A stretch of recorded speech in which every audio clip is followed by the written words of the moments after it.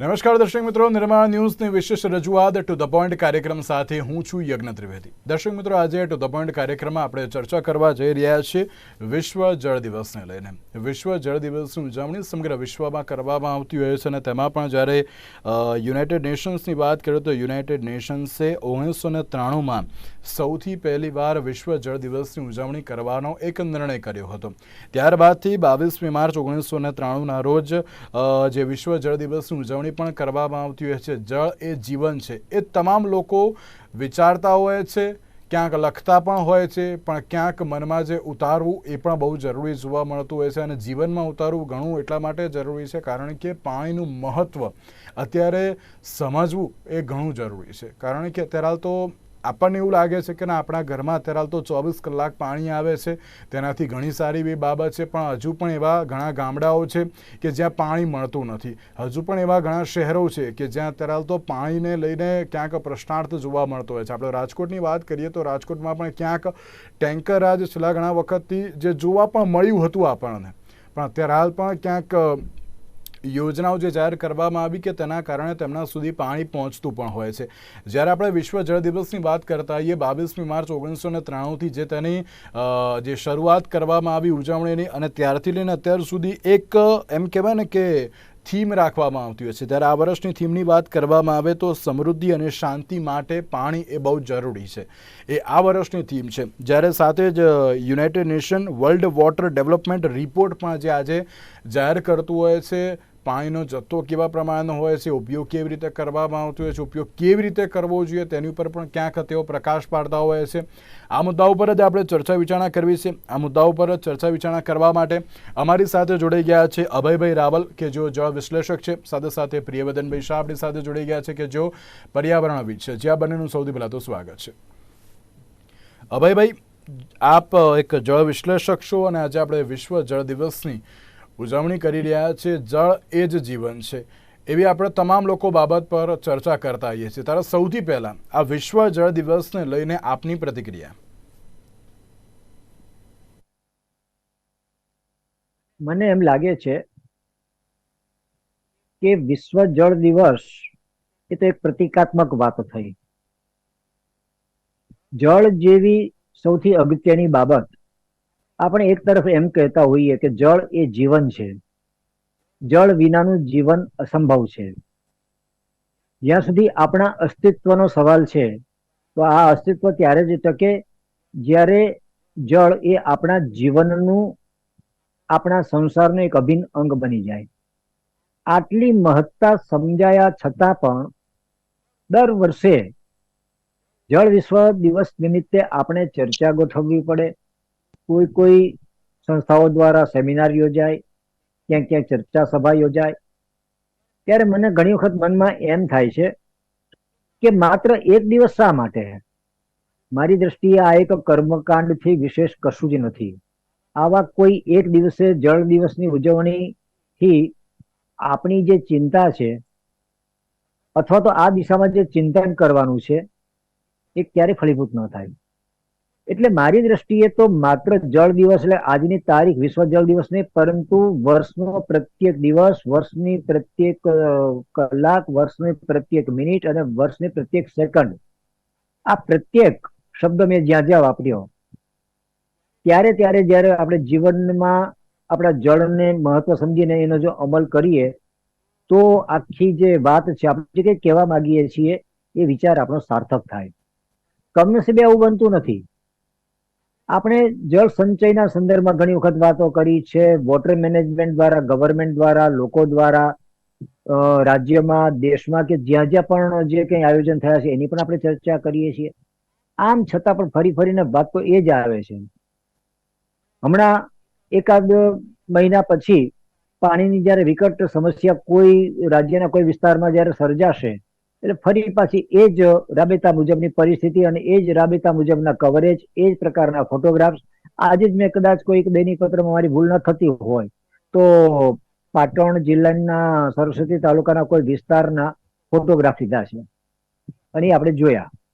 ત્યારે આપણને એમ થાય કે આટલી વ્યવસ્થા, આટલી ચર્ચા, આટલા વિચાર વિમર્શ પછી પણ, ચિંતન પછી પણ જો આ જ સ્થિતિ સર્જાવાની હોય તો જળ વિશ્વ દિવસ તરીકે આપણે જ્યારે ચર્ચા ગોઠવતા હોઈએ ત્યારે એની સાર્થકતા શું?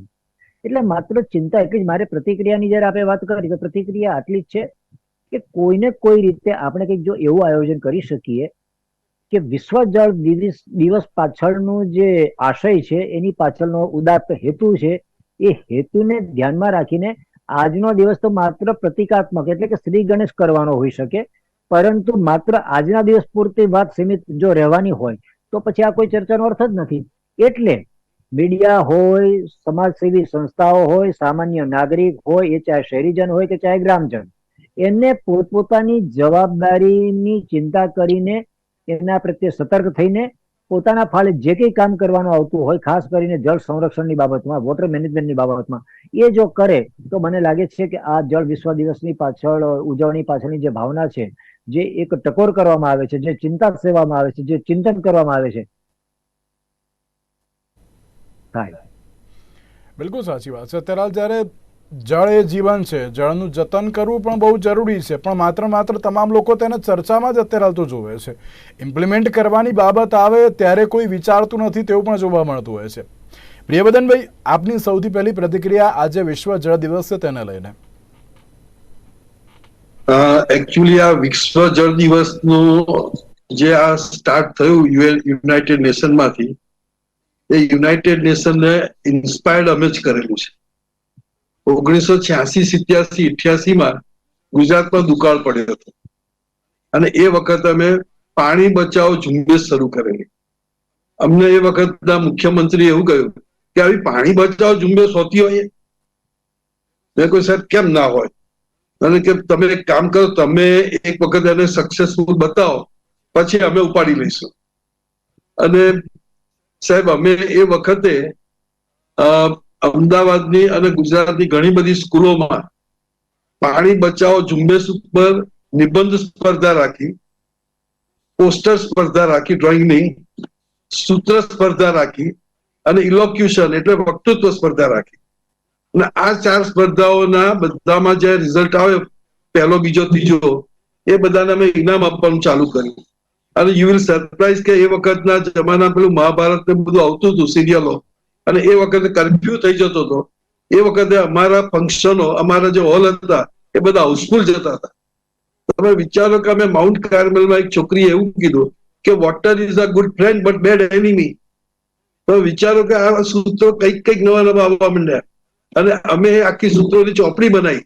અને પછી જયારે અમરસિંહભાઈને ખબર પડી કે પ્રિયદનભાઈ તમે ખાસ આવો, અને એમણે ગવર્મેન્ટે આખા ગુજરાતમાં આ પાણી બચાવો ઝુંબેશ ઉપર ના બધા પ્રોગ્રામો કર્યા અને ટોટલી એ લોકોએ પ્રોજેક્ટ ઉપાડી લીધો. મુદ્દો એ છે કે એ વખતે એટલું સારું રિઝલ્ટ આવ્યું. અમે લગભગ 6 જેટલા પ્લમ્બરો અમદાવાદ શહેરમાં રાખેલા, અને જેનો બી ફોન આવે એની પાસે અમારા માણસો પહોંચી જાય અને તેનું બધું રિપેર કરી આપે. અમે એક લિસ્ટ બનાવી આપેલું કે ભાઈ પાણીની ચકલી બદલવાનો 1 રૂપિયો કે 2 રૂપિયા, આવી બધી વાતો. એ વખતે સસ્તું હતું બધું. અને એને 60 રૂપિયાનો પગારથી જો ઓછો આવે તો અમારે આપવાનું. યુ વિલ સરપ્રાઈઝ કે આખા પ્રોગ્રામ દરમિયાન અમારે એને એક પણ પૈસો આપવો ના પડ્યો, અને એ 6 જણ કામ કરતા રહ્યા અને એમને પગાર બી મળતો રહે. કહેવાનો મુદ્દો એ છે કે જો આની પાછળ પડવામાં આવે, અમે અત્યારે પણ અમારી આની પત્રિકાઓ તૈયાર રાખીએ જ છીએ. જ્યાં જ્યાં અમારા પ્રોગ્રામ હોય ત્યાં અમે એનું એક્ઝિબિશન પણ ગોઠવીએ છીએ, અને એટ ધ સેમ ટાઈમ અમે એ લોકોને આખી બધી વસ્તુઓના એની પ્રતિજ્ઞા લેવડાવીએ છીએ કે ભાઈ પાણી અમે આટલું જ વાપરીશું. અને તમે વિચારો કે અમે એ વખતે એજ્યુકેશન સેક્રેટરી હતા, નગીનભાઈ કરીને, અને એમને હું મળવા માટે ટાઈમ માંગુ તો મને કહે સાહેબ ટાઈમ નથી. મેં કહું સાહેબ તમારા ઘેર આવીશ. હું એમના ઘેર કહું છું, એમની ભાણી આવી એમના મામાને ચોંટી નગીનભાઈને કે મને મામા પાણી બચાવો ઝુંબેશ ઉપર નિબંધ લખી આપો. એમ કહ્યું સાહેબ અમારો પ્રોજેક્ટ તમારા ઘેર પહોંચી ગયો. કહેવાનો મુદ્દો એ છે કે પાણી બચાવવા માટેની જે સિરિયસનેસ છે એ આપણે ત્યાં હજી એટલી બધી નથી. અમે જાગૃતિ લાવવાનો સતત પ્રયત્ન કરીએ છીએ. એક બીજી વાત કહું તમને કે આપણા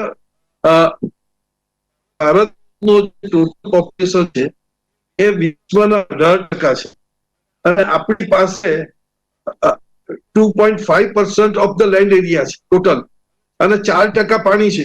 તમે વિચારો કે આપણી પાસે બધું શોર્ટેજમાં જ છે.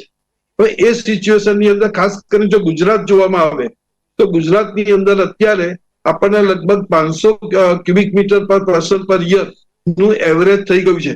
સૌરાષ્ટ્રમાં ઘણું ઓછું થઈ ગયું છે, દક્ષિણ ભારતમાં વધારે છે, તો એના હિસાબે એવરેજ કંઈક 500-600 ક્યુબિક મીટર પર પર્સન થાય છે.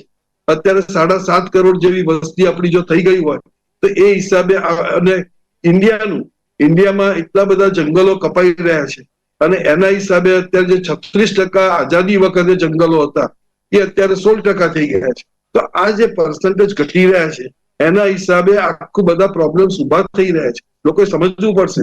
એક સારી વાત તમને બીજી એક કહું કે ઇઝરાયલની અંદર અમે એક ટેકનિકલ ટૂર ઉપર હું ગયેલો અને ત્યાં આગળ અમે જોયું કે ઇઝરાયલની વસ્તી ભલે જોખી ઓછી છે પણ એ છતાં એ લોકો 5 ઇંચ વરસાદ જ પડતો હોવા છતાં એ લોકો સેલ્ફ સફિશિયન્ટ છે. આપણે ત્યાં થઈ નથી રહ્યું. આપણે ત્યાં 25-30 ઇંચ વરસાદ પડતો હોવા છતાં આપણે એને કોન્ઝર્વ નથી કરતા, આપણે એને રિસાયકલ નથી કરતા, આપણે એનો રીયુઝ નથી કરતા. આપણે એના માટેનું જે બધા પ્રયત્નો થવા જોઈએ થઈ અથવા ઓછા પ્રમાણમાં થઈ રહ્યા છે.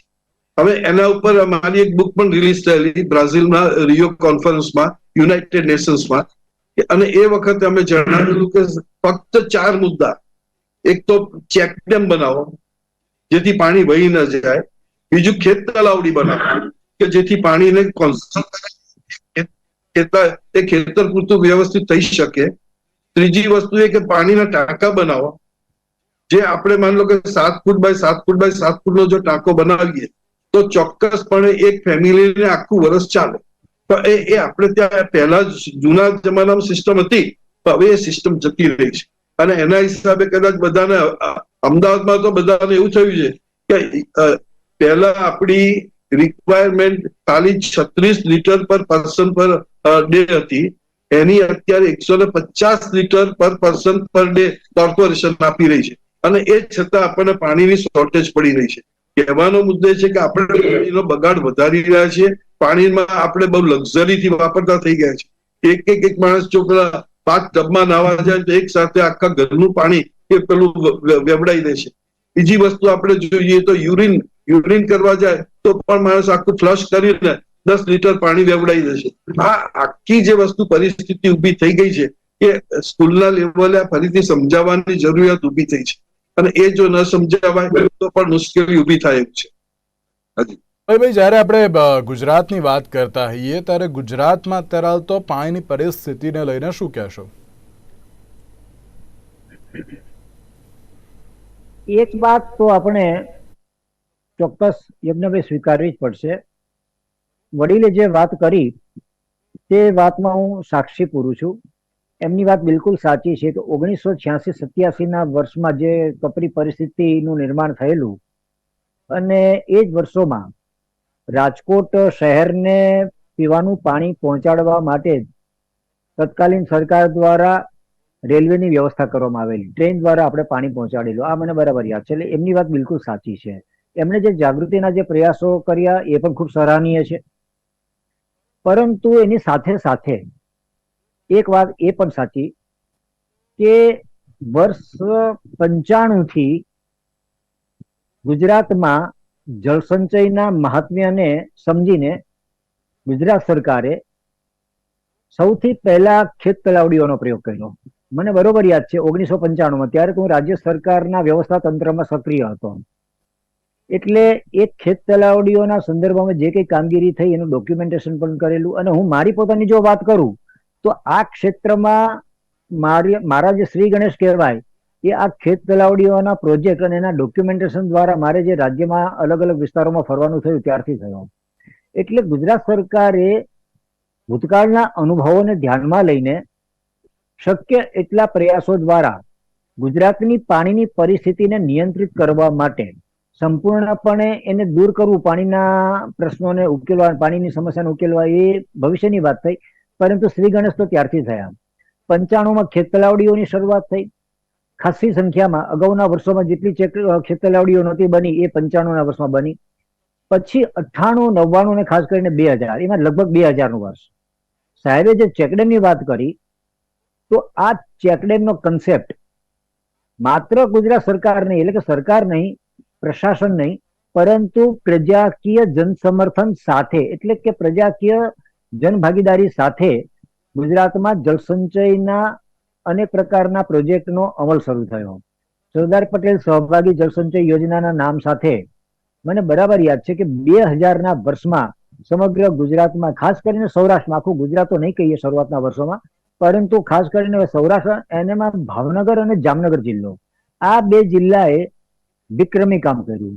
અને એ માત્ર ને માત્ર સરકાર દ્વારા નહીં, પણ સરકાર અને લોકો બંને લગભગ સરખા ધોરણે એમાં જોડાયા અને જળસંચયની જાણે કે ક્રાંતિ યોજાણી હોય ને, ક્રાંતિની જ્યોત પ્રગટી હોય, એ પ્રકારની પરિસ્થિતિ નિર્માણ થઈ. ત્યારથી લઈને આજ દિન સુધી ગુજરાત સરકારે જળસંચયને પોતાની યોજનાઓમાં અગ્રસ્થાન આપીને એ કામ ચાલુ રાખ્યું છે. અત્યારે પણ ગુજરાતની સૌરાષ્ટ્રમાં, ઉત્તર ગુજરાતમાં, મધ્ય પૂર્વ ગુજરાતમાં કે દક્ષિણ ગુજરાતની જેટલી મોટી મોટી નદીઓ છે ત્યાં હરોળબંધ મોટા ચેકડેમ બાંધવાનું કામ આજે પણ ચાલે છે. એટલે જળસંચયને એક સ્વીકાર કરવામાં આવ્યો, એનો પણ અમલ થાય છે. બીજી વાત કે સરદાર સરોવર યોજનાને કેન્દ્રમાં રાખીને નર્મદા યોજના આધારિત ઉત્તર ગુજરાત માટે સુજલામ સુફલામ યોજના, ઉત્તર ગુજરાતમાં કડાણાથી બનાસ સુધીની સુજલામ સુફલામ સ્પ્રેડિંગ કેનાલ યોજના, ઉપરાંત તળાવો ઊંડા કરીને વરસાદના પાણીનો મહત્તમ સંગ્રહ સુફલામ જળ અભિયાન, ઉપરાંત સૌરાષ્ટ્ર માટે યોજના, આ પ્રકારની જેટલી પણ યોજનાઓ પૂરક બને એવી રીતે ગુજરાત સરકારે અમલમાં મૂકી. એને કારણે આપે જે પરિસ્થિતિની વાત કરી એનો મુદ્દાસર જવાબ આપું તો એટલી જ વાત છે કે 86-87 કે એમ માનો કે લગભગ વર્ષ 99-2000 સુધી ગુજરાતમાં જે પાણીની સ્થિતિ હતી એ સમયે આપણે ત્યાં ગુજરાતમાં ટેન્કર રાજ કહેવાતો. આ ટેન્કર આ શબ્દ આવેલો. ટેન્કરો કદાચ આજે પણ ચાલતા હશે, હું એવું તો નહીં કહી શકું કે ટેન્કર ક્યાંય નથી, પરંતુ જો સત્તાવાર આંકડાઓ અથવા તો કોઈ પણ સંસ્થાઓ તપાસ કરીને જો આંકડાઓ લેવાની કોશિશ કરવામાં આવે તો સૌએ એટલું તો સ્વીકારવું જ પડશે કે એ જે કપરી સ્થિતિ હતી એમાંથી લગભગ આપણે 80-90% લગભગ બહાર આવી ગયા છીએ. આમ છતાં પણ પરિસ્થિતિ તો એ જ છે કે ન કરે નારાયણ. અને માનો કે સરદાર સરોવર યોજના કે જે આપણે અત્યારે મુખ્ય યોજના છે, એ નર્મદા યોજનામાં જો કોઈ તકલીફ સર્જે, જે 5 વર્ષ પહેલા થયેલી અમરકંટકમાંથી નીકળતી નર્મદા મૈયામાં ન કરે નારાયણ અત્યારે ગ્લોબલ વોર્મિંગના જે પ્રશ્નો ઉભા થયા છે, એ પ્રશ્નો માનો કે ભવિષ્યમાં સર્જાય અને નર્મદા જો ઓવરફ્લો ન થાય, સરદાર સરોવર બંધ છલકાય નહીં, તો પૂરતી જળરાશિ આપણને મળે નહીં. જે 9 મિલિયન એકર ફીટ પાણીની ફાળવણી જે વાત કરી છે એમાં પણ ત્રુટો પડે. આ પરિસ્થિતિમાં આજે આપણે એટલું તો ચોક્કસ સ્વીકારવું પડે અને એનો અમલ પણ થાય તો વધારે સારું કે જળસંચય એ જ એકમાત્ર શ્રેષ્ઠ ઉપાય છે. જે સાહેબે વાત કરી એ પ્રમાણે ગુજરાતના ગામડાઓમાં જ નહીં પરંતુ શહેરોમાં આજે પરિસ્થિતિ એવી છે કે કદાચ ગામડાનો જે નાગરિક છે, ગ્રામવાસી છે, એને કદાચ આપણે પાણીને કરકસર યુક્ત ઉપયોગ કરવાની જો વાત કરીશું ને તો એને આશ્ચર્ય નહીં થાય. તો બિચારો કરે જ છે. જે કઈ સમસ્યા છે, હમણાં જે સાહેબે વાત કરી એ પ્રમાણે ગામડાઓ કરતા પ્રમાણ વધારે શહેરોનું છે. શહેરીજન આજે એવું મને દલીલ કરે છે કે અમે ગામડામાં પાણીની સમસ્યાનો તીવ્ર સામનો કરીને અમે શહેરમાં આવ્યા છીએ પાણીની સમસ્યામાંથી છુટકારો મેળવવા માટે, તો અમારે શા માટે હવે એ 24 કલાકમાંથી માત્ર 2 કલાક ને અડધી કલાક પાણી આવે ને અમારે ચલાવવાનું? અમને પાણી મળવું જોઈએ, સરકારની ફરજ છે, અમારે કશું નહીં કરવાનું, અમારે જ્યારે જોઈએ ત્યારે પાણી મળવું જોઈએ. અરે ભાઈ, આજે તમને મળે પણ આવતીકાલનું શું એની તમે ચિંતા નથી કરતા? તો પરિસ્થિતિ એ છે કે મ્યુનિસિપલ કોર્પોરેશન જેમ ફાયર બ્રિગેડ માટેની જેમ ગુજરાત હાઈકોર્ટ અવારનવાર તકેદારી આપી ચિંતા કરે છે, એવી રીતે વરસાદના પાણીનો મહત્તમ સંગ્રહ થાય, શહેરોમાં થાય, એના માટે જેટલા પણ હયાત બોર હોય એ હયાત બોરને રિચાર્જ કરવાની પણ ટેકનોલોજી ભૂસ્તરશાસ્ત્રીઓ પાસે છે જ. તો આ જેટલા નવા ફ્લેટ્સ બની રહ્યા છે, જેટલા નવા બિલ્ડિંગ બની રહ્યા છે ત્યાં અને જે જૂના છે ત્યાં આ પ્રકારની સિસ્ટમ, એટલે કે વરસાદ જેટલો પણ પડે, અને લગભગ છેલ્લા 15 વર્ષની વાત કરી તો વરસાદની પેટર્ન આપણે ત્યાં બદલાઈ છે. 2000 પહેલાના વરસાદના ફિગર્સ અને 2000 પછીના, ખાસ કરીને ભૂકંપ પછીના વર્ષોમાં તો પેટર્ન જે બદલાઈ છે, તો કુદરત આપણને જેટલી પણ પાણીની જરૂરિયાત છે એના કરતા અનેક ગણી જળરાશિ કુદરત વરસાદ રૂપે આપણને આપે છે. તકલીફ આપણી એ છે કે આપણે આ પ્રસાદીને આપણે સમજતા નથી, એટલે આપણે પ્રસાદીને વેડફીએ છીએ. એટલે જો ટેકનોલોજીનો ઉપયોગ કરીને આપણા ધાબાઓમાં, આપણા રસ્તાઓ પર જેટલું પણ પાણી વરસાદનું પડે છે એ પાણીનો સમુચિત વિવેકપૂર્ણ ટેકનોલોજીનો ઉપયોગ કરીને જો ઉપયોગ કરવામાં આવે તો આપણા હયાત બોર એટલા પણ રિચાર્જ થાય. અને તો પરિસ્થિતિ એવી આવશે કે જો એક વખત બોર રિચાર્જ આવશે તો આપણું અત્યારે જે નર્મદા ઉપર જે અવલંબન છે એ તૂટશે. નર્મદા મૈયા તો છે ને છે જ, પણ નર્મદા મૈયા માત્ર આપણી નથી, એ સમગ્ર ગુજરાતની છે અને આ તો કુદરતની સંપત્તિ છે. તો કુદરતની સંપત્તિ ઉપર તો સૌનો અધિકાર હોય. આપણે શા માટે પરાવલંબી બનવી જવું જોઈએ? એટલે બિલકુલ આ સાચી વાત પ્રકારે છે. જો ટેકનોલોજીનો ઉપયોગ કરીને પ્રત્યેક નગરજન, પ્રત્યેક સોસાયટી સરકારનો સહયોગ લઈ, સરકારની યોજનાઓનો લાભ લઈને જો ઉપયોગ કરે, રિચાર્જિંગનો મહત્તમ ઉપયોગ કરે, તો મને લાગે છે કે આવતીકાલ આપણે ઉજળી, નહીતર બેંગ્લોર, અમદાવાદ પણ બેંગ્લોર બની શકશે. કારણ કે અત્યારે હાલ જરૂરી છે. આપણે જ્યારે પાણી ઉપર વાત કરી રહ્યા છીએ તો અત્યારે હાલ તો તમામ લોકોએ તેનું મહત્વ સમજવું પણ જરૂરી છે. પ્રિયવદનભાઈ, એક બાબત આપણે એ પણ કે જ્યારે અત્યારે હાલ પણ એમ કહેવાય છે કે ઘણા ગામડાઓ એવા છે કે જ્યાં પાણીની અછત અત્યારે હાલના સમયમાં પણ જોવા મળતી હોય છે. તેને આપ કઈ રીતે જોઈ રહ્યા છો? ચાલો આપણો આ તો ગામડાનો એક મુદ્દો કહ્યો, પણ એની સાથે શહેરમાં પણ આ પરિસ્થિતિ, આપણે બેંગ્લોરની વાત કરીએ, આટલું મોટું જે સિટી છે અને ઘણું ડેવલપ્ડ સિટી છે, અને એમાં પણ જો આ પ્રકારની પરિસ્થિતિ સર્જાય તો પછી અન્ય શહેરોની સરખામણી તો આપણે ક્યાં કરવા જઈશું? શું કહેશો આપ તેને લઈને? જે સાહેબે કહ્યું એમાં મારે થોડીક એક નાનકડી વાત એ કહેવી છે કે આપણી પાસે ગુજરાતમાં surface water 3.15 million hectare metre છે અને ગ્રાઉન્ડ વોટર 0.87 છે. આપણી પાસે જે ટોટલ રિક્વાયરમેન્ટ છે 4.02 મિલિયન હેક્ટર મીટર છે અને એની સામે આપણી ટોટલ રિક્વાયરમેન્ટ એ 4.80 છે. એટલે આપણે અત્યારે ઓલરેડી -0.78 મિલિયન હેક્ટર મીટરની શોર્ટેજમાં છીએ જ. આપણે બચાવવું જ પડે.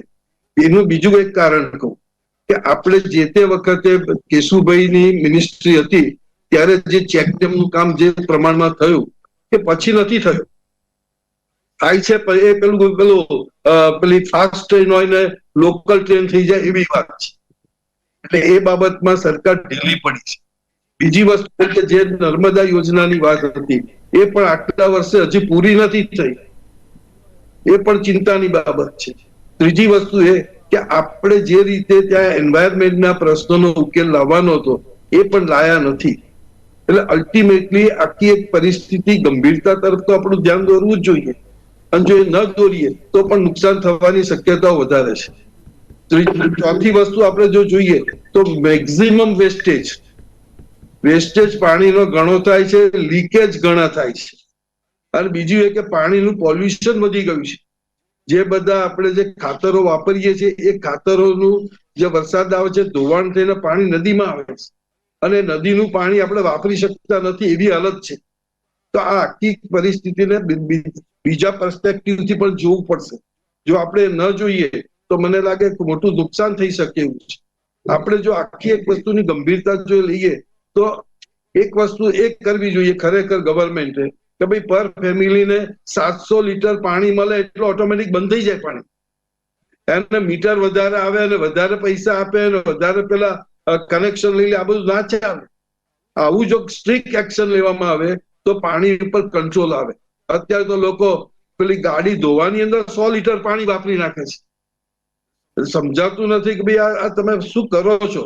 પાણીની નદીઓ ત્યાં વહેતી હોય છે, લોકોના બધા રસ્તા ઉપર પાણી પાણી પાણી.